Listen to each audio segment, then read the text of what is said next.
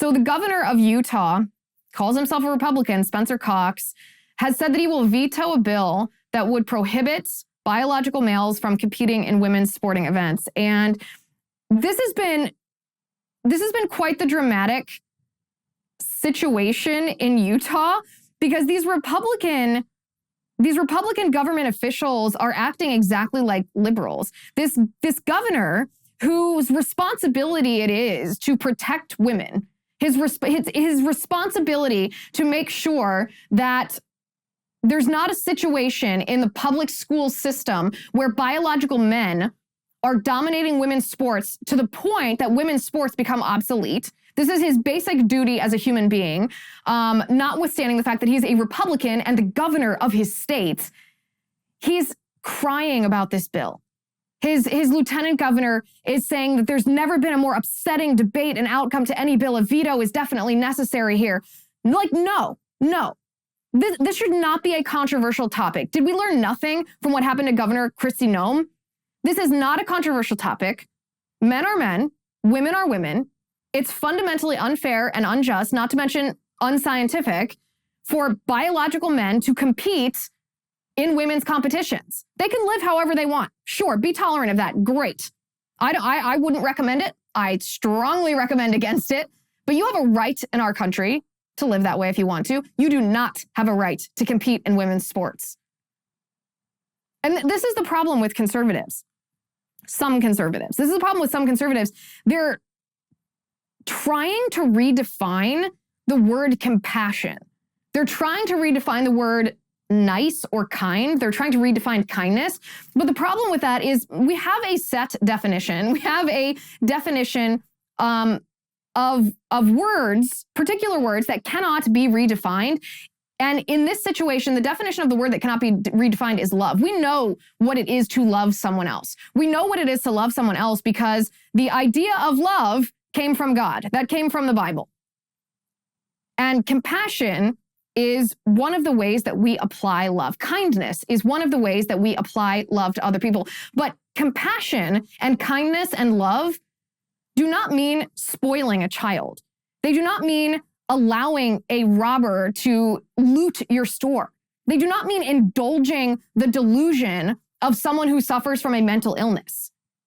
It means treating that person with dignity, treating them with respect, and defending their equality under the law.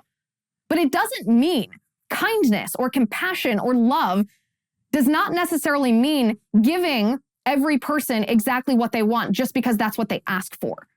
That's not a real definition of the word. That's not what compassion means.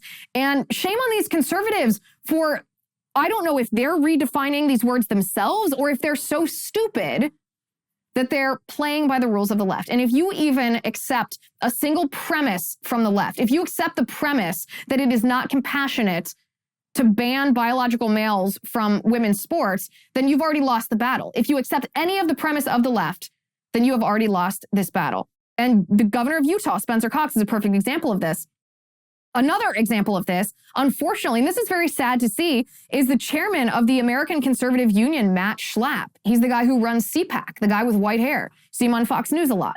Matt Schlapp sent out this tweet earlier. He said, no matter what one thinks of Leah's ability to swim, he's talking about Leah Thomas, the UPenn swimmer who was born male as female. No matter what one thinks of Leah's ability to swim with women, her story deserves our compassion.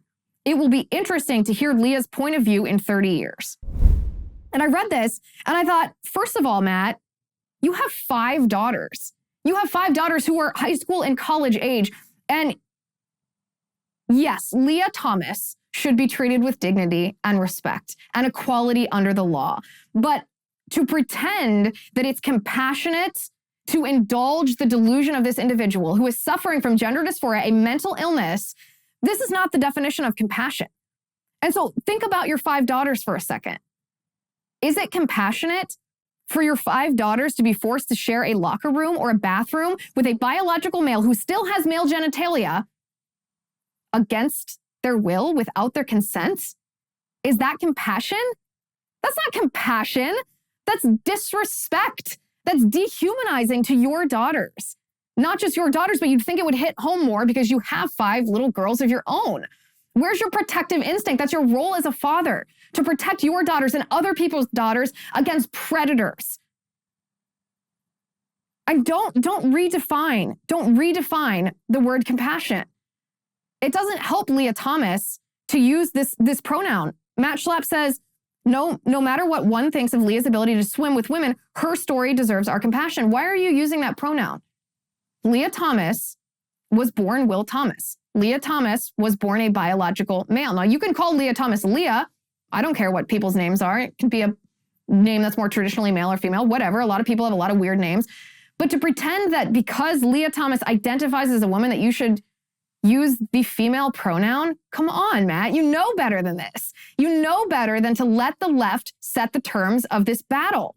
It's so disappointing to see this from someone who not only is the chair of CPAC, one of the biggest conservative conferences in the country, but the American Conservative Union.